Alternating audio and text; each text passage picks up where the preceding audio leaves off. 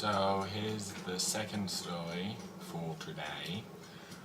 It's called The Devil on Washington Rock, or The Devil on Washington Rock.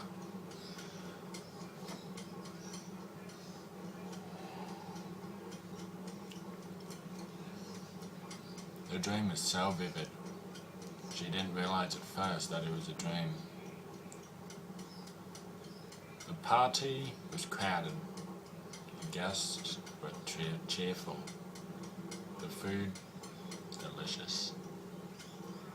Then a rumor began to circulate among the guests. The devil was coming to the party. The devil was coming. She didn't pay much attention at first until a hush came over the crowd, turning to see what it was. She saw a tall, handsome blonde man standing at the door, greeting his hostess. Around her, the murmurs began. It was the devil. He had come.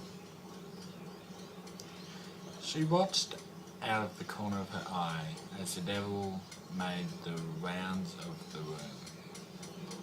He looked so ordinary. It was hard to believe he was the devil. Then he came to her group. As soon as he joined them, she knew the rumor was true. She was not someone to be trifled with, frightened. She grabbed for a Bible her hostess had left lying on a nearby end table and threw it at the devil. For a moment, the eyes locked. The devil's eyes were full of ferocious anger, terrible evil, and malevolent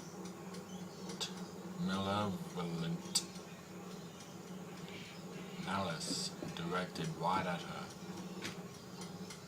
She thought she was dead.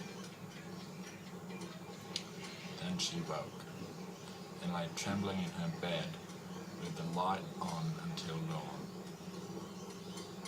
The next morning was the end of term. Her parents and younger sister helped her clear out her dorm room and pack the car.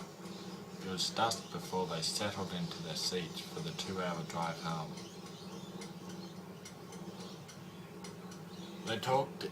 They spoke excitedly as they drove towards their home in New Jersey, interrupting each other often, contradicting themselves and laughing.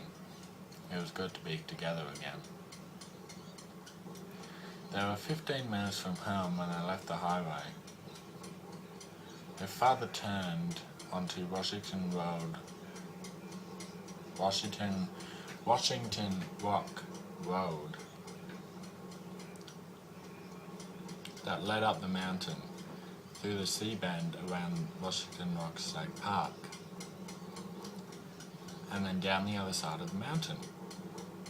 As they drove up the steep hill, a noisy motorcycle tailgated them, trying to pass even though the road was windy and narrow. Finally, the hill grew so steep that the driver was forced to slow down, and eventually they pulled away from him entirely. The car reached the top of the hill and started along the C-curve that took them through the one end of the park. The park was dark and still. The whole family automatically looked to their right. Out over the gorgeous view of the New York City skyline, they saw the small park cart sitting next to the road just inside the park boundary. It was parked directly underneath the only street light where you couldn't fail to see it. And inside the vehicle,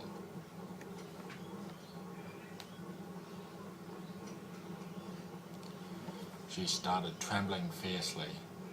Inside the vehicle was a tall, handsome blonde man with eyes of ferocious anger, terrible eyes and malevolent malice.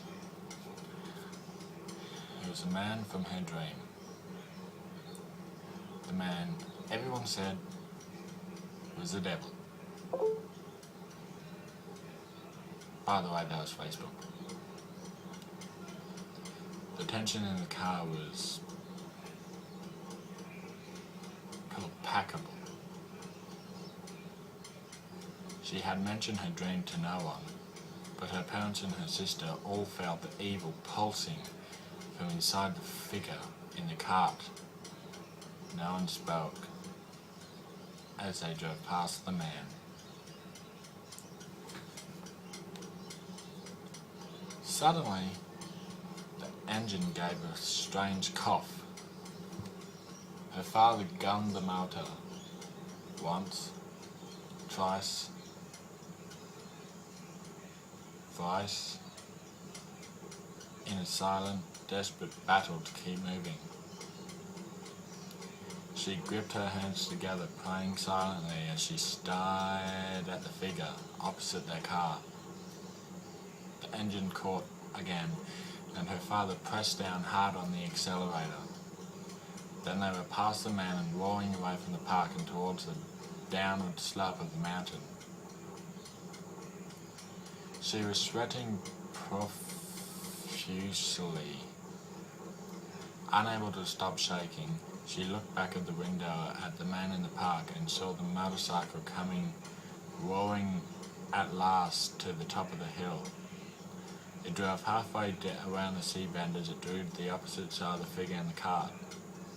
She heard the engine of the motorcycle cough and then stall. And then the park was out of view, and they were riding silently towards home, not daring to speak until they were safely indoors. So often she wondered what happened to the man on the motorcycle. So, I'm not sure what happened to the man on the motorcycle. I'm not even sure if this is a true story, but if it is, and you believe it, well, even if you don't believe it, I would still appreciate it if you would comment below saying what you, the audience, think happened to the man on the motorcycle. What did the devil do to him? Did he turn into a demon? Or did he get away? Let me know what you think in the comments below. Don't forget to like, rate and subscribe to my channel. And yeah, I'll post probably another one later. Or probably straight after I post this one, but still. Okay, see ya.